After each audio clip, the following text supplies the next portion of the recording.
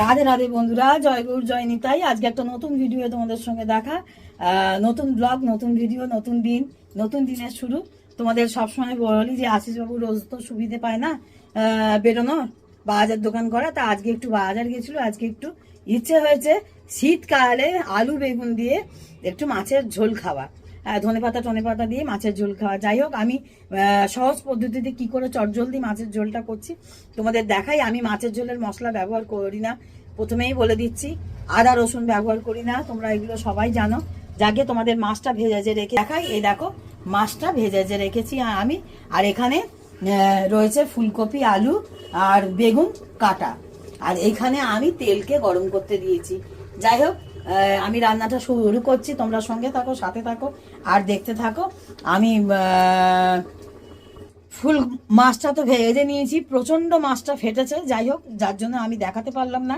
আর এবারে ফুলকপি আর আলুটা যখন তেলের মধ্যে দেব, সেটাও বিভৎস ফাটবে। তোমরা সঙ্গে থাকো, আমি রান্নাটা করতে করতে তোমাদের সঙ্গে সবটাই শেয়ার করবো। বাঙালি ঘরে স্পেশাল কিছুই না, বাঙালি ঘরে প্রত্যেকটা শীতকালে যেমন আলু বেগুন ফুলকপি দিয়ে পাতলা করে মাছের ঝোল হয় ধনেপাতা দিয়ে, ভীষণ টেস্ট লাগে খেতে। ওটা আশিসবাবুর অনেক দিন ধরেই খেতে ইচ্ছে করছে, হ্যাঁ, যেহেতু আর আমার করে ওটা হচ্ছে না, আর তাই আজকে তোমাদের সঙ্গে একটু শেয়ার করবো ভাবলাম। হ্যাঁ, আর একটা কথা বলি, আর এখানে আর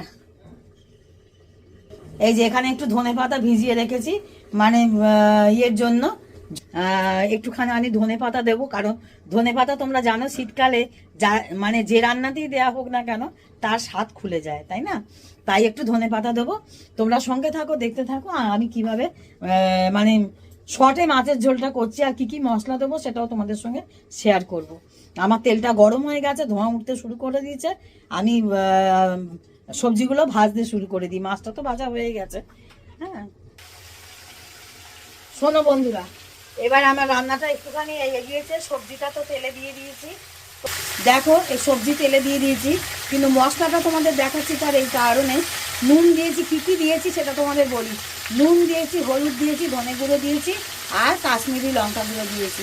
আর কিন্তু আমি এখানে কিচ্ছু কোনো মশলা ব্যবহার করিনি, বুঝেছো? এইভাবে আমি হালকা করে মাছের ঝোল করি। যখনই করি মাছের ঝোল তখনই কিন্তু এইভাবে করি। সবসময় তোমাদের সঙ্গে শেয়ার করা হয় না, সবসময় দেখানো হয় না, কিন্তু আজ আমাকে একটু সময় আছে, তোমাদেরকে একটু দেখাই, তোমাদের সঙ্গে একটু শেয়ার করি। হ্যাঁ, যাই হোক, রান্নার ভিডিও, মাছের ভিডিও তো সবসময় আমার দেওয়া হয়ে ওঠে না, তাই মনে হলো একটু গল্পও করি।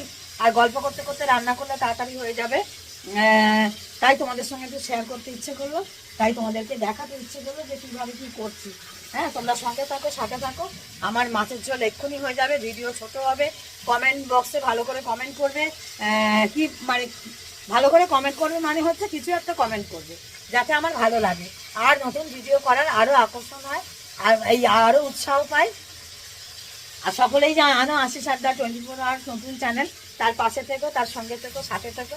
আর আমরা সবাই সবার পাশে থাকবো, একসাথে হাত ধরে পথ চলবো, তাই না? ঠিক আছে, আমি রান্নাটা এগিয়ে আবার তোমাদের কাছে ফিরে আসবো। এই দেখো বন্ধুরা, মাছের ঝোলটা আমি ধনেপাতা দিয়ে দিয়েছি। এবার মাছগুলো এর মধ্যে দিয়ে দেবো। হ্যাঁ, একটু আমার মানে ঝোলটা মধ্যে মাছটা যে দেব, আমি তোমাদের একটা কথা বলি, এই ঝোলের মধ্যে আমি না মাছটা দিয়ে ফোটাই না, বুঝলে?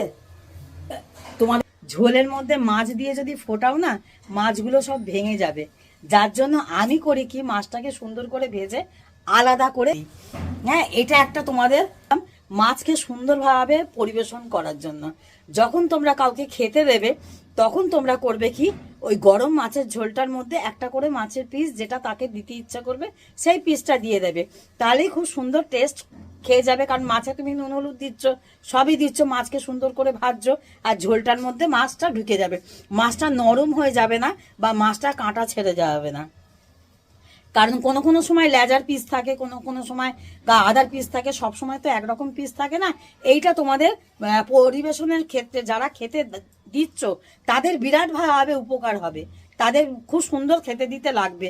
ওই মাছ ভেঙে যাওয়া, মাছ গুঁড়িয়ে যাওয়া, এটা কিন্তু শুধুমাত্র মাছকে ঝোলে দিয়ে ফোটানোর জন্যই হয়। এটা তোমাদের একটা ঝোলে রান্নায় মাছকে দিয়ে টিপস কিভাবে দেবে।